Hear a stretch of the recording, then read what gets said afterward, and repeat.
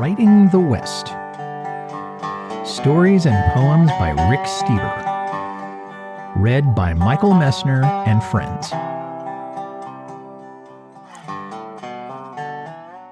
The Old Man of the Trail.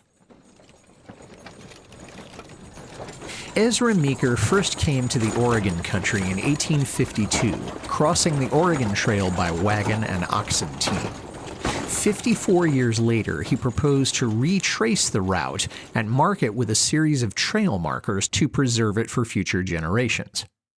Meeker solicited money in Portland for his trip, but received only $200. The general feeling in that city was that no one wanted to contribute to a fund sending a 76-year-old man on a trip which most likely would kill him. But Meeker was determined. He hitched a pair of oxen named Twist and Dave to a wagon and started east. The small towns across eastern Oregon gave Meeker rousing welcomes. The school children went on penny drives, collecting pennies to give to Meeker. At Boise, a crowd of 3,000 turned out for a parade led by Twist and Dave. From the end of the trail to the Great Plains, Meeker raised more than 100 cedar trail markers. His plans were to continue his trek all the way to Washington, D.C., where he would ask the president for help in establishing more markers. But in Nebraska, the faithful ox Twist died, and the journey was interrupted while Meeker hiked to Omaha stockyards to purchase a 5-year-old steer he named Dandy. On November 29, 1907, with Dave and Dandy dodging the traffic on Pennsylvania Avenue, Meeker realized his dream by driving his wagon onto the front lawn of the White House. President Teddy Roosevelt came out to pose with the outfit and the colorful white-bearded pioneer. Meeker made one more trip over the Oregon Trail before his death in 1928 at the age of 98. He flew that route in an airplane.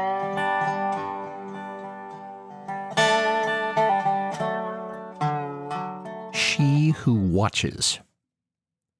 The Klickitat village of Kennett was located where the Columbia River begins to squeeze into the tight gorge through the Cascade Mountain Range.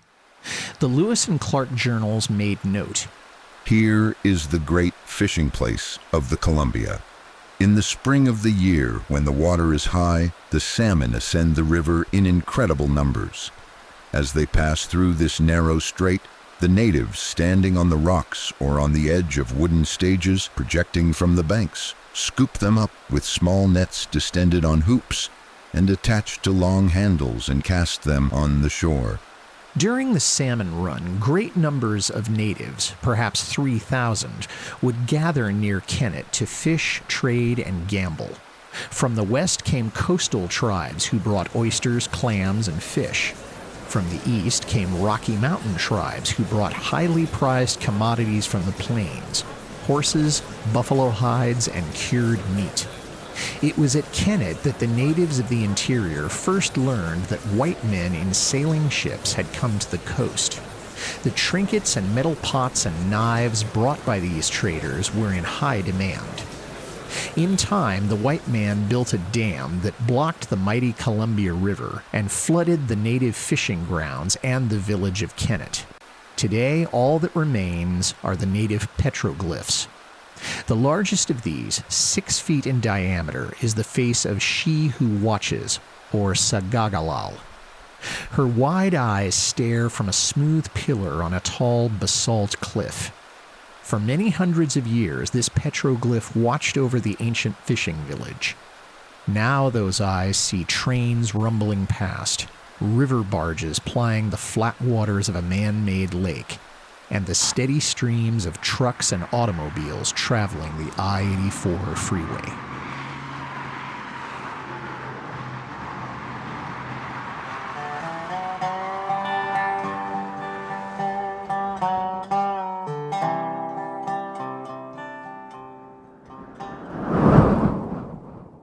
World goes.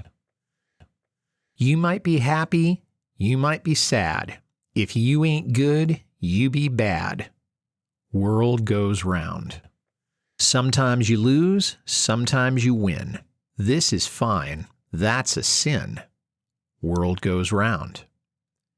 Dreams get broken, smashed to smithereens. What in the hell's it matter? World goes round. Love breaks apart with a deafening sound. Never find it in Lost and Found. World goes round. Take it from me, things gonna be what they gonna be. World goes round.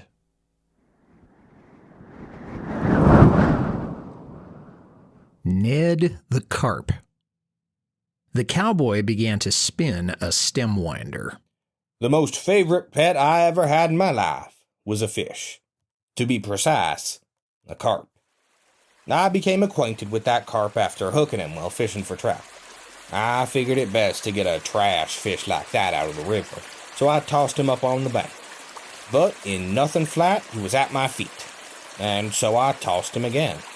And this time I watched, and I'll be doggone if he didn't flip himself up on his tail and walk to me. After that, I lost interest in fishing, and climbed on my horse and rode towards the bunkhouse 3 miles away. When I got there, I told the other buckaroos my story, and they thought it was the funniest thing they ever heard. But the laughter died straight away when I opened the door, and that fish came strolling in like he owned the joint. "He's here to stay, so you're gonna have to come up with a name for him," claimed one of the buckaroos. I shrugged because I sure as heck didn't have a name for a carp that done followed me home. "Call him Ned," suggested one of the men. "I had an uncle named Ned that looked just about like him." And so Ned stuck. Ned became a scenic attraction, and folks from miles around came to have a look. One of these visitors was a fiddle player, and before the evening was out, we ended up having a dance. You guessed it. The best dancer in the whole dang outfit was Ned. He was a wonder doing dizzy spins, somersaults, and end-over-end flips. Ned refused to leave my side. He followed me everywhere, to the barn when I moved cows, around the field when I mowed hay. One day, he followed me onto a little footbridge that crossed over the creek. And I'll be darned if that fish didn't slip, fall in the water, and before I could pull him out, he drowned.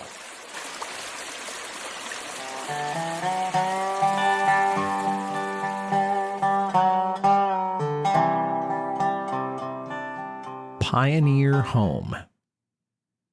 From the personal recollections of Mrs. Mary Stewart.